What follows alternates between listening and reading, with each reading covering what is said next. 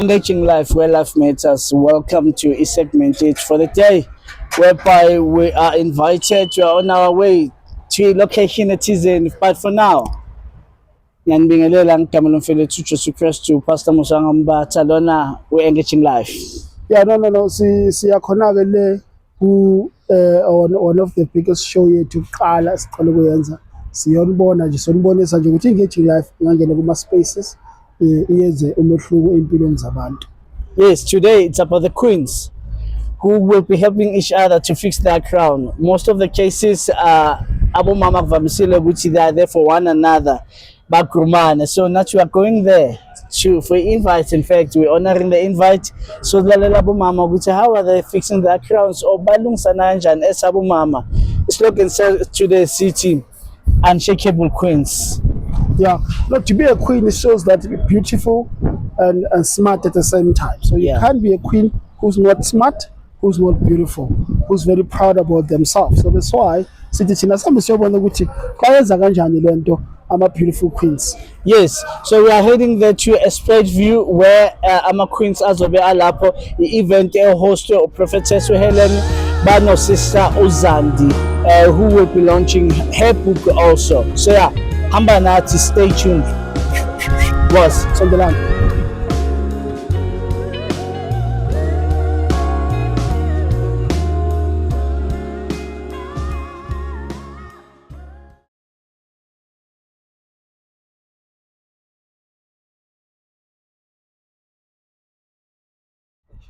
Welcome back to Engaging Life where life matters. Sesifikile endaweni esigameko. Yeah, sifike khona ke sikhalelekile sila spread view. Spread view. Yeah. Sizowenza umsebenzi ke we-engage life. Siyasebenza. Yeah. Pastor Chris, ngitshele ithini message yakho since kule event yabo mama, or should I say ama queens?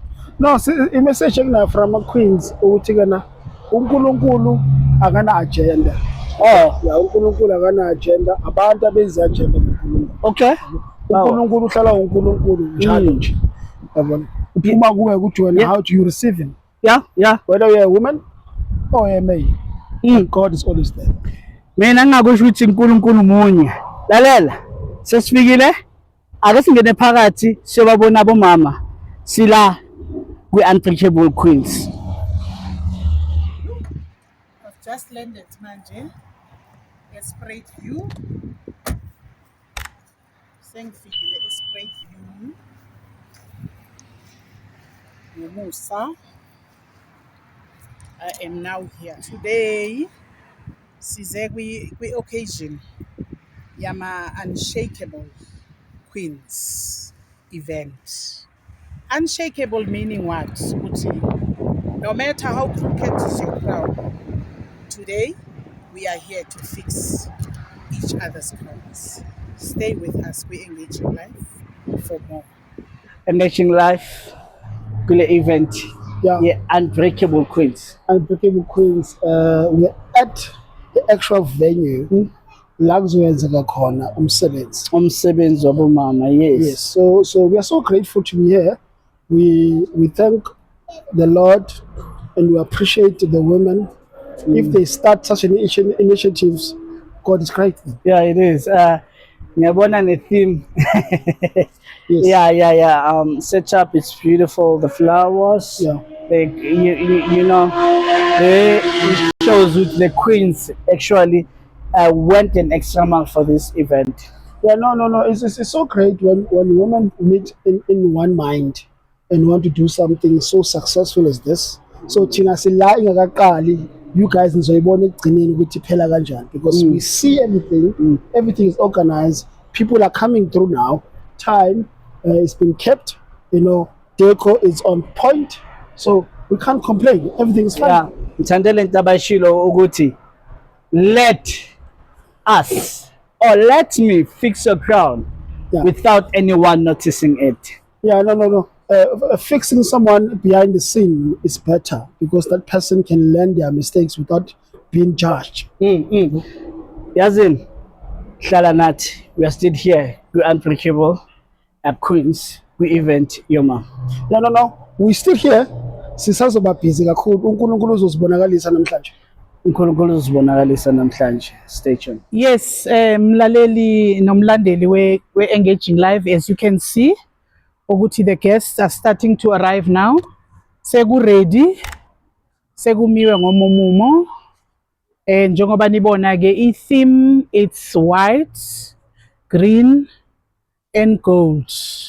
So i-team yami yona ifakile i-uniform yethu ye-Engaging Life. The reason why mina ngihlukile is because today I'm the guest speaker today in this event. I'm the guest speaker. So asiboneni ke ukuthi i-program yanamhlanje ihamba kanjani. See you later. Stay there. Stay in touch. Engaging Life where life matters. Say Lana, we will be calling one of the co-host or the event organizer, Usizinhle. Lapso interact and tell us more about the event. Even the book, I think there's the potential of a good book that's been written by her, you know. So there's a ton more information about that. These are the queens. Yeah, these are the queens. Book for woman. So yeah. I guess in Chole, this is over to Tine, and especially more with the event. Yes. Yeah, so now one of the hosts to event, Jabasilo Guti, Silara, Spizo Mama, to Unbreakable, ne? Unshakable queens. So yeah, Usi Australia was in an event. Praguti Australia and my sister Njani Sizinhle. Sizandile. Oh, Sizandile, by the way. Ngiyaphila ngiyezwa nini. Asapila. So tell us about the event. What inspired you, especially when about the event, and why you here? So namhlanje ilanga elikhulu dala silibikezela lelanga kusuka vele early February selize lafika sijabule kakhulu nabantu naba uyababona bakhona abanye basasendleleni kodwa into ezoyenzeka namhlanje sibizwa nge-unshakable. Upastor bekangalahlekanga kakhulu ma it's unbreakable because it's unshakable, unbreakable, unyieldable, unstoppable. Usase right usachaza thina lapho. So i-reason yokuthi sibe lo mcimbi namhlanje ukuthi kuyi-vision esinayo sifuna uku-invite abantu besifazane. Sifuna kuyi-vision esinayo ukuthi sishare nabo ukuthi ngisho ngathiwa bakuphi la bakhona ithemba lisekhona. Umuntu angazilahleli ithemba yena ngoba it's not over until God says it's over. So ngisho ngathiwa in the deepest of pits okusalayo namhlanje sokutshela ukuthi singabe sifazane asebekubone bonke empilweni. We've been through the University of Life and nje ithemba lisekhona sivukile. uMandela kune saying eyayithi it doesn't matter how many times you fall, but what matters is how many times you rise up, you get up. So namhlanje nathi sosho kanjalo ukuthi kulungile ukuwa but okubalekile ukuthi uvuke futhi ungafuni ukuwa phakathi kwempilo yakho. Like ngelinye ilanga ngiye ngenza example ye movie uyakhumbula ukuthi sonke singama steering we movie yempilo yethu siya leader empilweni yethu. So fanele ungavumeli ukuthi in between the movie wena sewu steering esishonile. So nje whatever your story is, it's actually your life purpose. So namhlanje sizothi whatever hurt, whatever into impilo ekulahlele kuyo kahle usengavuka because that's actually part of your story, it's part of your purpose. And omunye umuntu ohlakaniphile wathi if you living your purpose awuzizwa nokuthi uyasebenza uma ngaluhola nje kuphela ukuthi hayibo uhola sewusebenze nini. So ilokho esikuzokusho namhlanje kubantu besifazane ukuthi sizofoma i-sisterhood ukuthi thina sesikubone konke and sisamile namhlanje sisazoma futhi ukuthi ngenxa kuwo wonke ama-experiences esesidlule kuwo sifila ukuthi thina bewas-elevator asinika amandla more ukuthi whatever issue, whatever challenge impilo esazosilahlela kuyo, we are more than ready for it. And okuzoba mnandi namhlanje ukuthi sobe sinama sisters azobe sibambile ukuthi mase bebona ukuthi i-crown yethu iyawa asondele athi sisi your crown iba crooked nyana let me fix it before abanye abantu bangayibuka. So uzokufixela yona ngothando, ngenhlonipho futhi angatshelanga muntu. That's the slogan of the day today ukuthi let me fix your crown without announcing that it was crooked. Hey, I don't need to say more. Sengakusho konke. You know what? Engakusho nakho. We are living a legacy. Esashilo uMamncangwa ukuthi siyiterings ama movie ethu, and engithola ukuthi one should leave a legacy, and there should be someone to tell the tale. Your story, your purpose.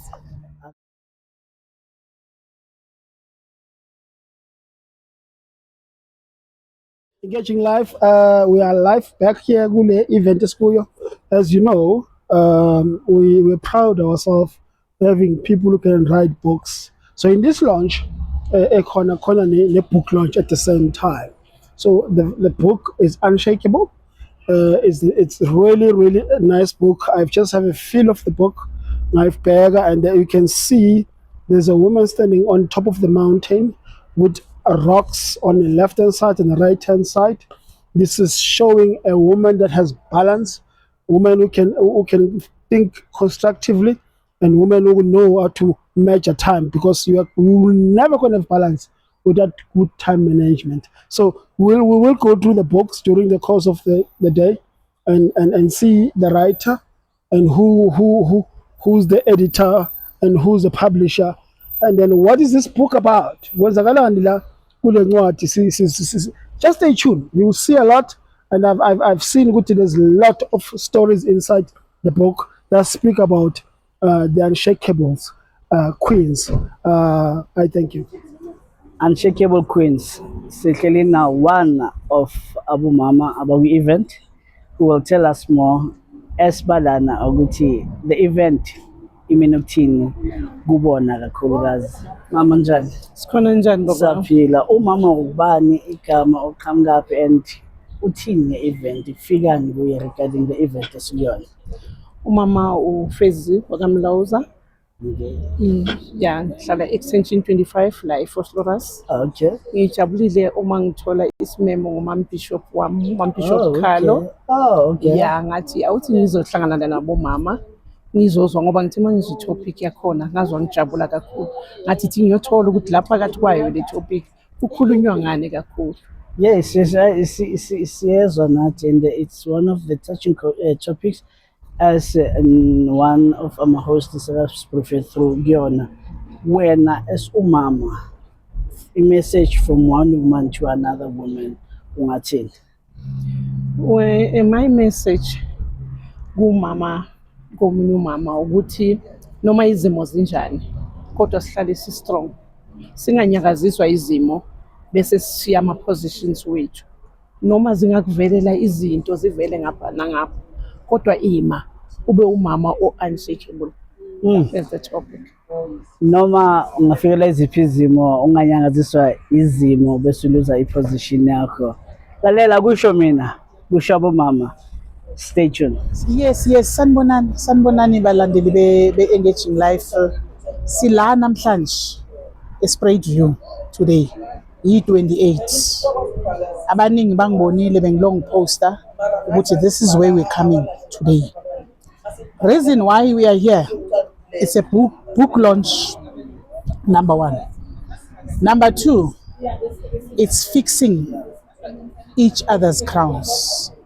So ngizo interviewer umama lana, umama uMaZulu, ukuthi nje asitshele nje ukuthi yena njengoba ala uzizwa anjani. Welcome Mama Zulu ku Engaging Life. Ngiyakubingelela ekuseni mama. Ngiyathemba ukuthi uyaphila.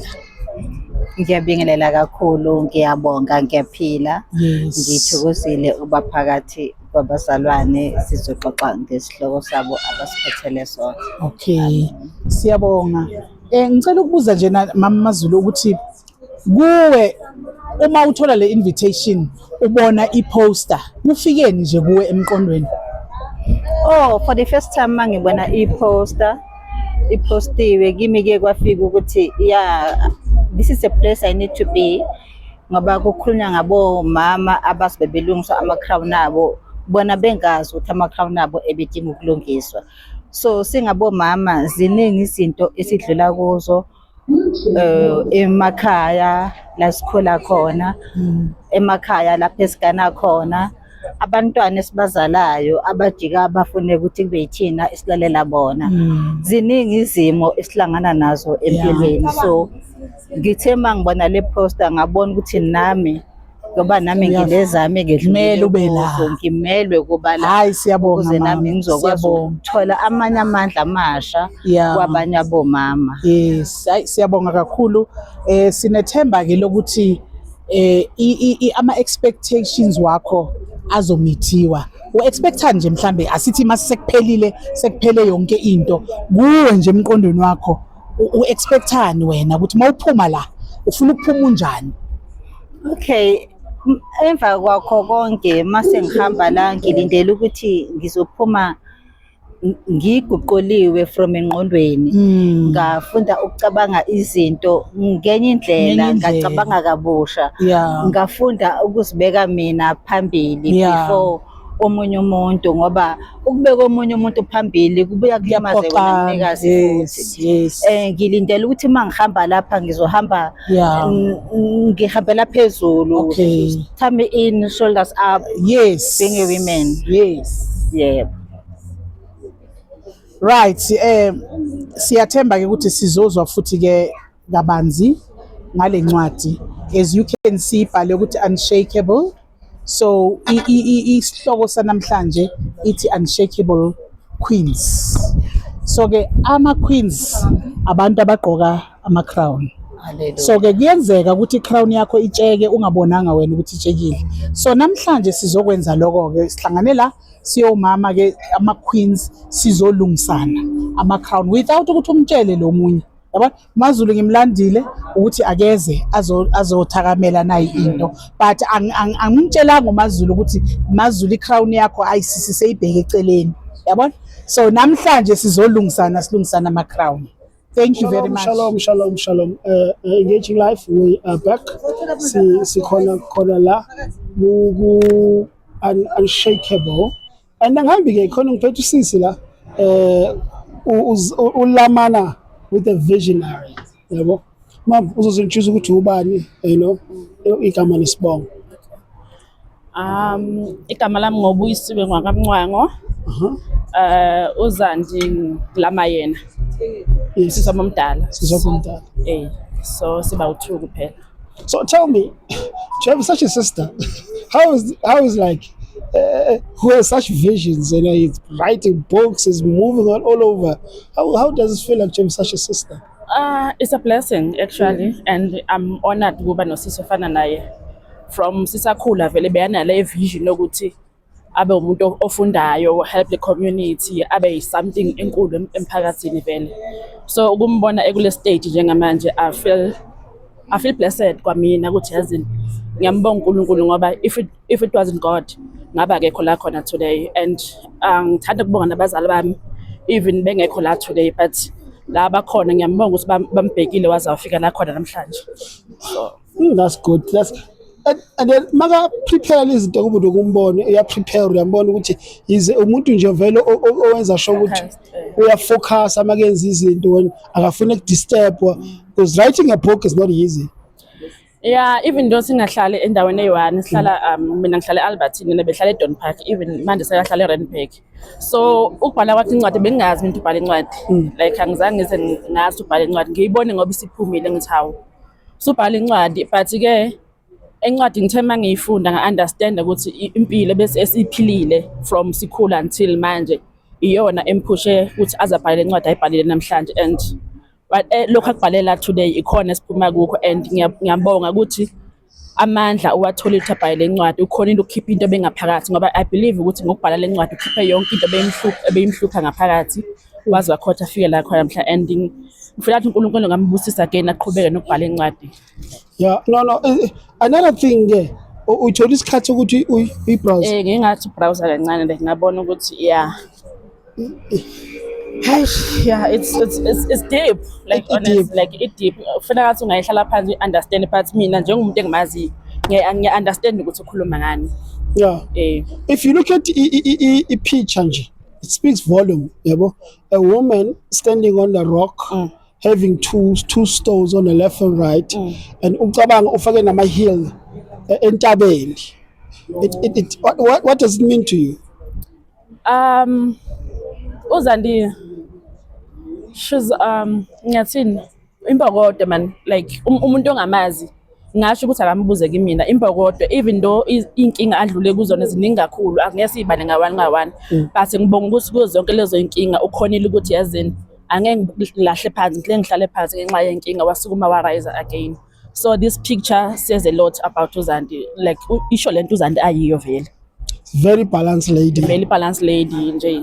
Akavumeli ukuthi inkinga zomhlaba simshake vele.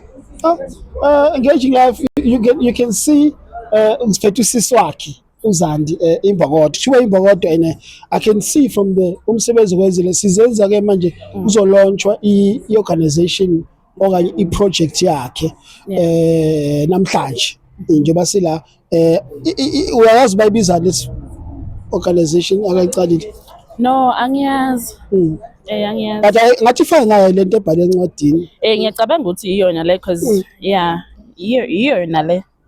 So ngiyacabanga ukuthi sizokwazi kangcono about yona le ncwadi and the other things abhizi ngazo. Yes, cause ngiyacabanga ukuthi akusiyona yodwa le yabhizi ngazo, kuningi abhizi ngakho. Yeah, no, I think you can say women occupying the space of leadership. It's very, very important, yes, especially at the early age. Yeah. Leadership. I know it's difficult to have a woman in a visionary because he wants things in order. But as a sister, when your job is just to keep on back her up, to go on higher and higher. Exactly. No. I think umsebenzi wami as a sister vele ukuthi whatever I need ayo ngibe khona, whatever ngakhona ukufika kuye, if uNkulunkulu esipha amandla mina ngimfikele lapho. So but kukho konke sithemba uNkulunkulu ukuthi hayi izinto sizoqhubeka ziye phambili. Siyabonga kakhulu ke Engaging Life sazoqhubeka nohlelo lethu asikaqedi. Sisazothola abanye bomama imbokodo and young ladies coming to the space leadership at early age. Remember, the faster you learn, the faster you grow. Engaging Life where life matters. Sisala. And into engijabulelayo ukuthi siphethe every category, every age group ongayicabanga esinayo khona lana. Sinosisi wami khona lana uzozisho naye ukuthi ubani, and as a teenager ufila kanjani to be one of abantu abamenyiwe kule segment yomama. My sister njani? Ngiyaphila kunjani? Ngiyaphila, besacela ukutshela abalaleli nababukeli be-Engaging Life ukuthi usisi ubani, uqhamukaphi and uzizwa kanjani kule event? Alright. Igama uAndiswa Khalo. I'm from Phosphorus Extension 16 ngapha ngase Christian. Nami ngizongoma Bishop Mawam. Okay. And I feel very honored to be here today as a young woman that's in a journey of growing her spiritual life. Okay. Yeah. Ngiyayithanda le ukuthi as a woman, young woman. As a young woman. As a young woman usakhula kule spiritual journey, but as a young woman in society, ingithini i-message yakho from you to abosisi abaku age group yakho? All right, so message to abontanga bami, guys. Kuyaphileka kuNkulunkulu. Come as you are. Kuyaphileka. That's all I can say. Know God and everything will be good in your life. Lalela kuyaphileka kuKristu obhala kahle athi thokoza njalo ntombi, thokoza njalo nsizwa ebusheni bakho. Station. Yes, I'm moving from table to table ningamangali, because you want to get glimpse of everyone, to hear from everyone okhona in this occasion. Asikaqali, so ke sisa interactor. Nginabo mama la engihleli nabo abazile nabo abazobungaza le occasion yanamhlanje, Unshakable Queens. Zoqala ngomama ongapha ku right wami, but before ngiqhubeka ungakhohlwa ukulike ya laphayana ku YouTube Mo Zion, ulike usubscribe, ungakhohlwa kulapho uzosithola khona as Engaging Life. So qala kumama ngapha la ongaku right wami. Ngiyakubingelela ekseni mama ngelihle igama lomfela uJesu. Amen. Amen. Yeah, welcome to this occasion. Sonke esize ngoba si curious sifuna ukuzokwazi ukuthi ama organizers wale occasion asiphatheleni. Cela ukubuza nje kuwe ukuthi wena what are your expectations nje today? Ngiyaqala mina ukuba la Yes. abantu abahostayo la abantu esikhuleka nabo Okay. esinabo umpastor umama Mazibuko Okay. uzandile umntwana wesonto. Yes. So kuningi esilindele Yes. noma ngeke ngize ngibale ngoba ngiyaqala ukuba la Uyaqala, yes. angazi futhi ukuthi ngizolindela ini Okay. program ebesingakayiboni. Okay. Sizobona ngeinhlelo As lokho unfold. Okay. No kuyazwakala mama. Asihlaleni sonke we are looking forward ukubona ukuthi sibizelweni. Kahle kahle. Mina ngiprogram ngiyiphethe but angizukuyisho disclose ngoba kusho ukuthi inikwe thina ebekumele ukuthi sithole abanye ke izolandela kubo. Ngize kumama ngapha ongapha la ku left. Ngiyakubingelela mama ekseni ngegama lomfela uJesu Kristu. Amen. Amen. Amen. Amen. Lana ukhuluma no Pastor Uxundu. Pastor Uxundu usebenzela engaging life okuhlelo oluse radioweni. Yes, tholakala every Thursday from 6 to 9 p.m. Yes. So nathi as engaging life ke we were invited by ama host wethu. Prophetess ke umlandeli wethu kakhulu simazi nje thina true emoyeni kahle umuntu interactayo nathi nje olalela uhlelo lethu kanjalo wasibiza ke nathi namhlanje ukuthi nawo umbono esibe nawo sinozandi sesifuna manje ukuletha ebantwini. Yes, so ngifuna ukuzwa kuwe ke mama ukuthi wena ekusukumisile namhlanje kuumgqibelo bekukuningi obongakwenza kodwa wathi no ngiyamgreen wami ngiyamfaka. I want to be part of this occasion. Ayingizwa kahle. Into engisukumise phansi ukuthi ngizogiva isupport kulady pastor wethu. Okay. Umama Mazibuko. Yes. Kanti naye ke uzandile sikhonza naye ebandleni. Okay. So kahle nathi yaqala ukufika. I'm not sure ukuthi sizo. Okay. We came here with open minded. Yes, definitely. Ukuzwa ngani. So anyway, knowledge is the power. Yes, definitely. Bakhona nje kwethu. Thank you so much. You uzwile lapho mlandeli we-engaging life umama ukuthi utheni knowledge is power. Knowledge is power. We need to go out kumgqibelo ugeze uyohlangana nabanye bomama uzothola ngoba kuthiwa imiqondo eminingi uma ihlangana ikhipha umqondo owodwa nevision yakaNkuluNkulu iyaphusheka ngoba ivision yakaNkuluNkulu ibekwe kumuntu wesifazane kwalimala umuntu wesifazane kuphelile ngezwe akekho umuntu ozoba isakhi selizwe.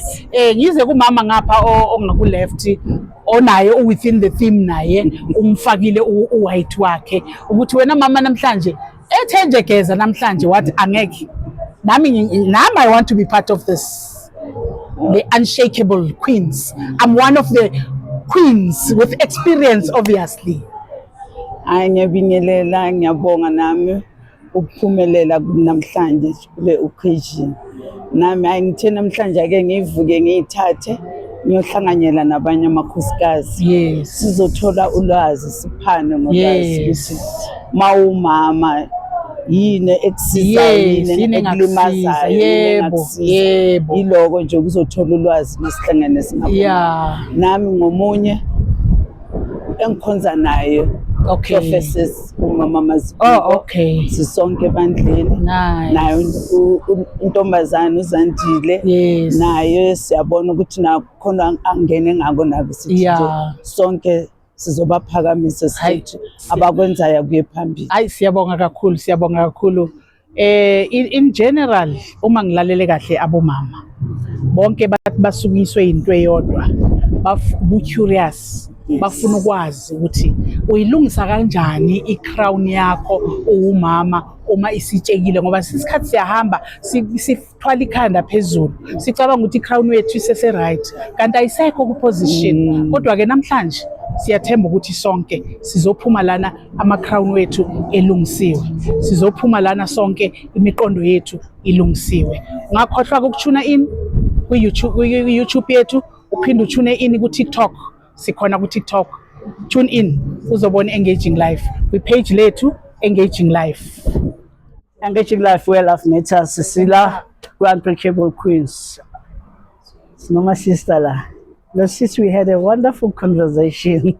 Kancane briefly before Steven started la. Uzozisho ukuthi ubani uqhamuka and mangabe Queen organization aphuma kuyona uzozisho. Sisters, how are you? Ngiyaphila njani? I'm doing well and so. Okay.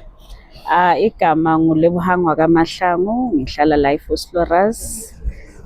Ngimenywe uZandi. Zandi is my friend, Okay, spiritual friend. Yeah. Yes. Okay, ithini ke into mayelana the message ongaba nayo regarding this event yabo mama or the woman ongashare the message to?